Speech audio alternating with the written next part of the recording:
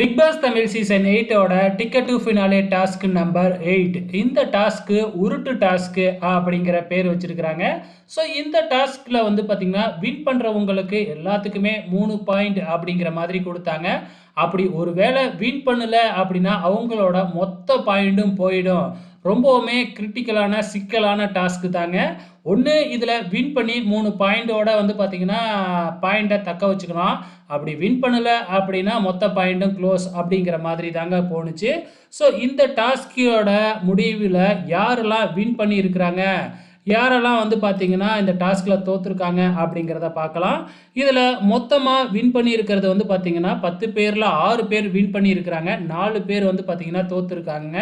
Jacqueline, Arun, Pavithra, Vishal இவங்க 4 பேருமே இந்த டாஸ்கில் தோற்று போயிட்டாங்க. அதனால் அவங்க 4 பேருக்குமே மொத்த பாயிண்ட்டுமே காலி ஆகிடுச்சு. இந்த 4 பேர்த்தோட பாயிண்ட் வந்து பார்த்திங்கன்னா மற்ற 6 பேருக்கு பிரித்து கொடுத்துருக்குறாங்க. அதுலேயும் ஜாக்லினோட 5 பாயிண்ட் மொத்தமாகவே சௌந்தர்யாவுக்கு போயிடுச்சுங்க. இதனால் இப்போ சௌந்தர்யா வந்து பார்த்திங்கன்னா 13 பாயிண்ட் வாங்கியிருக்கிறாங்க. ஸோ இதுக்கு அடுத்ததாக வந்து பார்த்திங்கன்னா நம்ம மஞ்சரி, ராணவ், ரியான், தீபக், முத்து, சௌந்தர்யா இவங்க 6 பேருமே இந்த உருட்டு டாஸ்கில் வின் பண்ணி தலா 3 பாயிண்ட்டை வின் பண்ணியிருக்கிறாங்க. ஓகே ஃப்ரெண்ட்ஸ், இப்போ டிக்கெட் டு ஃபினாலே இந்த டாஸ்க்கும் நடந்து முடிஞ்சிருச்சு. எனக்கு தெரிஞ்சு இன்னும் 2 டாஸ்க்கு அப்படி இல்லைன்னா 3 டாஸ்க்கு தான் நடக்கிறதுக்கு வாய்ப்புகள் இருக்குது.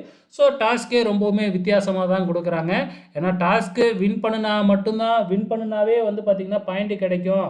அதை அப்படியே தக்க வச்சுக்கலான்னு பார்த்தா பாயிண்ட்டையும் காலி பண்ணி விட்றாங்க, ரெடியூஸ் பண்ணி விட்றாங்க. ஸோ இதனால் யார் இந்த டிக்கெட் டு ஃபினாலேவை வின் பண்ணுவாங்க அப்படின்னு இப்பொழுதைக்கு சொல்லவே முடியாத ஆட்டுக்கு கடைசி டாஸ்க் வரைக்கும். ஸோ பொறுத்திருந்து பார்க்கலாம் என்ன நடக்க போகுதுன்னு.